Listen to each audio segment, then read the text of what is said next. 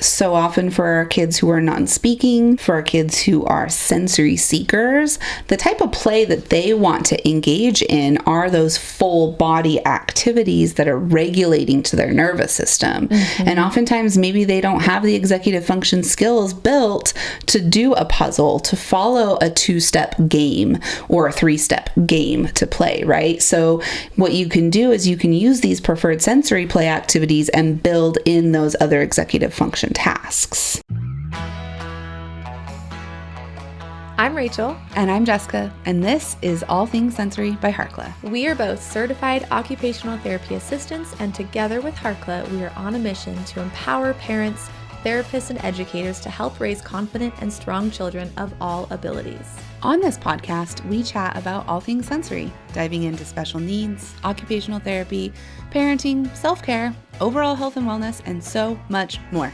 We are here to provide raw, honest, and fun strategies, ideas, and information for parents, therapists, and educators, as well as other professionals to implement into daily life. Thank you so much for joining us. Hey there, welcome back to All Things Sensory by Harkla. We're so happy to have you here today. I'm Rachel. I'm Jessica. And we are talking all about play today, which is a child's natural, biggest instinctive occupation. Biggest instinctive occupation. If you're catching my drift. We're just having kind of an open conversation around a case study that came up with Jessica about play and answering some questions about play and like, what's the right way to play? How do we get a child to play who's not interested in a lot of the play-based activities, like traditional play activities. Yeah. So like Rachel said, this kind of came up from me working with a client, and I was talking to a family about their child, and this child is a non-speaking autistic child, and the family is struggling to engage the child in play activities.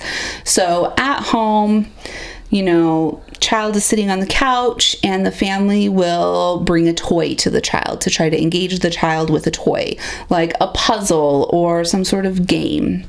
The child pushes it away, communicates to the family, nope, I don't want to do that.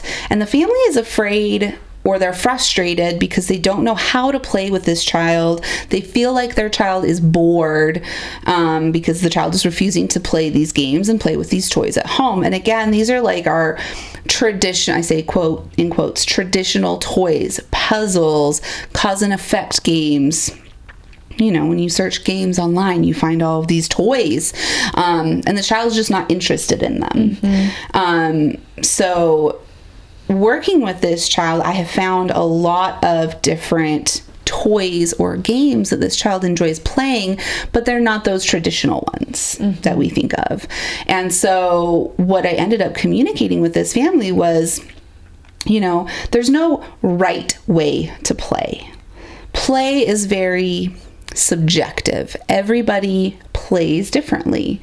And, we could go on a whole spiel about autistic play, I feel like, if we wanted to, but we don't need to, because I think most people listening probably understand. But what we ended up doing was I ended up giving this family a handout of specific sensory play activities that this child enjoyed in the clinic, as well as some other ideas that they could try. So we talked about things like jumping and crashing. They have a trampoline, so jumping on the trampoline with their child, messy play, water play, really those full body sensory experiences that we call play.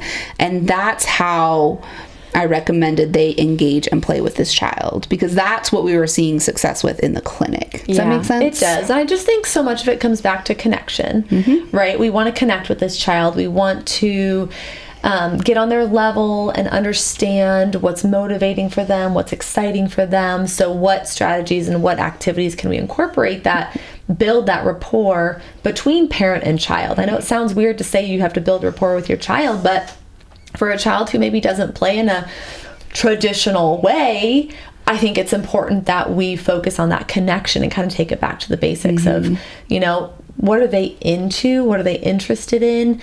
And then adding that sensory twist as well. Yeah, and I think so often for our kids who are non-speaking, for our kids who are sensory seekers, the type of play that they want to engage in are those full body activities that are regulating to their nervous system. And oftentimes maybe they don't have the executive function skills built to do a puzzle, to follow a 2-step game or a 3-step game to play, right? So what you can do is you can use these preferred sensory play activities and build in those other executive function tasks. Definitely. I think at the end of the day, what is the right way to play? I don't think there is a right way to play, especially for our neurodivergent clients and kiddos and adults as well. You know, just leaning into their interests and including those full body sensory activities. We've got a few of my favorites I'll share, like interactive swinging games, singing interactive songs, throwing, catching, having the child try and throw a beanbag at me and hit me. And anytime that they're laughing and like being silly with me, it's just so meaningful. Well, and when a child is laughing with you, that shows, one, that there's a connection, shows that they trust you, and it shows that their nervous system is regulated. Yes. And so those are the 3 things you need in order to build other skills and to learn make progress. New things and make progress in daily life skill building. Exactly.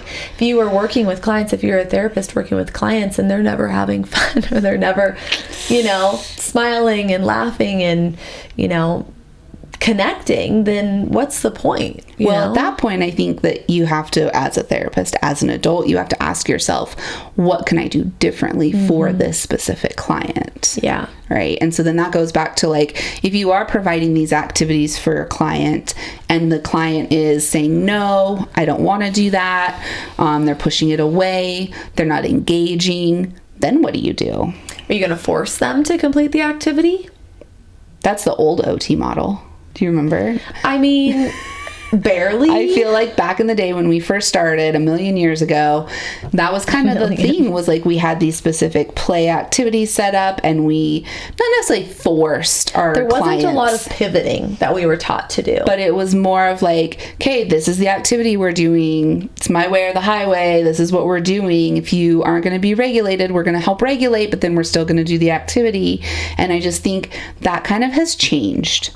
Because the idea of like, what's the right way to play? There is no right way to play anymore. Maybe there never was. I remember when we first started with the stereotyped behaviors, the repetitive autistic play was very much so like, no, don't let them do that. You've got to break that. You got to break that, pattern of lining up the cars and stimming and like, don't let them do that. And I mean, that has completely changed. Yeah. Just in our short 11 years. That's completely changed, where it's like, no, let them line the cars up, get down on their level, let them stim, they're regulating, meet them where they're at and go from there. Yeah.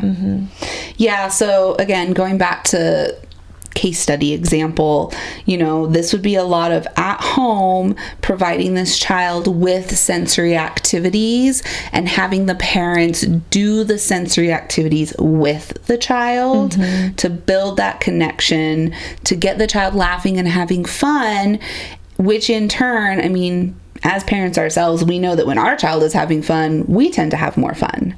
So really, it's not about handing the child a game or a puzzle and being like, here, you should play this because I think it'll be fun. It's more of a, oh, you want to jump on the trampoline? I'm going to jump on the trampoline with you. I'm going to take 5 minutes out of my day to engage with you. Yeah, for sure. And in our busy schedules, that's really hard. It is. Sometimes we need a quick reminder to do so. Yeah. But yeah, going along with that, the swinging, the interactive songs. I love the row your boat in a Lycra tube. Yep. And scooter pulling. I love having kids hold onto a scooter on their tummy and pulling them around and have them grab things and knock things over and just kind of being a little erratic sometimes. Is okay. That's my advice. Just be erratic. No, sometimes.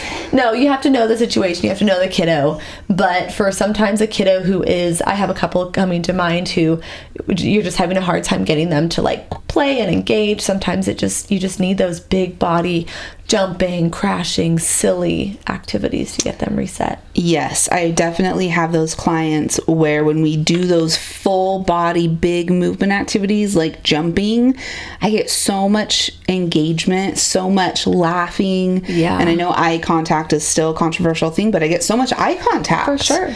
Of them looking But you're not forcing it either. No, of them looking at me and they're smiling and laughing. And it's like that engagement is what we need to then move to the next step, which for therapists, the next step is to do a sequencing task, to do a 2-step task with those preferred sensory activities, because those sensory activities are regulating. Totally. So, anything else? Any other things? Any nuggets? I don't know. I don't know if this conversation is going to be helpful or not. I think if you're listening and you want to share your thoughts, I know you can leave a comment on Spotify. And YouTube.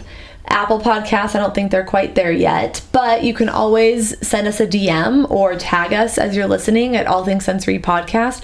Let us know your thoughts. Are these things that you agree with? Do you feel like your OT practice has changed over the years? Do you not agree with this? Let us know your thoughts. Yeah, and maybe this is helpful to remind parents that there are different ways for their children to be able to play successfully. There's no right way to play. If your child's not into puzzles, that's okay. What are they into? And remind parents that that's okay too. All right, we're going to do our listener question. That's not really a question again this week, but we're going to run through some strategies. So they said it's a male, 6 years old, sensory seeker, has retained primitive reflexes, does 5 hours of combined weekly in-office therapy, speech, integrated listening therapy, vision therapy, and OT. And that's all the context that we have. Yes. So again, if you're new and you're unfamiliar with the listener question situation thing that we do, there's a link in the show notes to a form that you can fill out to ask us a question, and we will do our best to answer it on the podcast. This was the context of this question, not question. My first thought was this child might be doing too much. It might be burnt out a little bit. A 6-year-old with 5 hours of therapy, it just seems like a lot. Yeah. For a 6-year-old. It's like an hour after school every day. And is this child also in school? Maybe. Because that would be for sure way too much. It's a long day. Yeah. I think that focusing on the retained reflexes obviously is going to be critical. Focusing on the vision therapy is also going to be critical too. I always think of primitive reflex integration as like a prerequisite for all of the other things. Like if we can get the reflexes integrated, we're going to be so much more successful in doing our occupational therapy and doing our speech therapy, all the things. And since this child is a sensory seeker, we need to make sure we're meeting his sensory threshold, which means we're providing him with the sensory activities he seeks out. So if he seeks out vestibular input, then we're incorporating vestibular activities several times throughout the day, following it up with some heavy work, some deep pressure, maybe incorporating some oral motor work as well if he's a speech kid. Then incorporating some like blowing activities, bubble mountain, things like that. Yeah. So hopefully that gives you a start. And if you have any questions or if you have any follow-up conversations, we'd love to have them with you. Let us know. Leave us a review wherever you're listening. We appreciate those, and those definitely help us reach more people. Yeah, I think that's it. Okay, well then we will be back with another podcast next week. Okay, bye. Thank you so much for listening to All Things Sensory by Harkla. If you want more information on anything mentioned in the show, head over to harkla.co/podcast to get the show notes. If you have any follow-up questions, the best place to ask those is in the comments on the show notes, or message us on our Instagram account, which is at Harkla_family or at All Things Sensory Podcast. If you just search Harkla, you'll find us there. Like we mentioned before, our podcast listeners get 10% off their first order at Harkla. Whether it's for one of our digital courses or one of our sensory swings, the discount code SENSORY will get you 10% off. That's SENSORY. Head to harkla.co/sensory to use that discount code right now. We are so excited to work together to help create confident kids all over the world. While we make every effort to share correct information, we're still learning. We will double check all of our facts, but realize that medicine is a constantly changing science and art. One doctor or therapist may have a different way of doing things from another. We are simply presenting our views and opinions on how to address common sensory challenges, health-related difficulties, and what we have found to be beneficial that will be as evidence-based as possible. By listening to this podcast, you agree not to use this podcast as medical advice to treat any medical condition in either yourself or your child. Consult your child's pediatrician or therapist for any medical issues that he or she may be having. This entire disclaimer also applies to any guests or contributors to the podcast. Thanks so much for listening.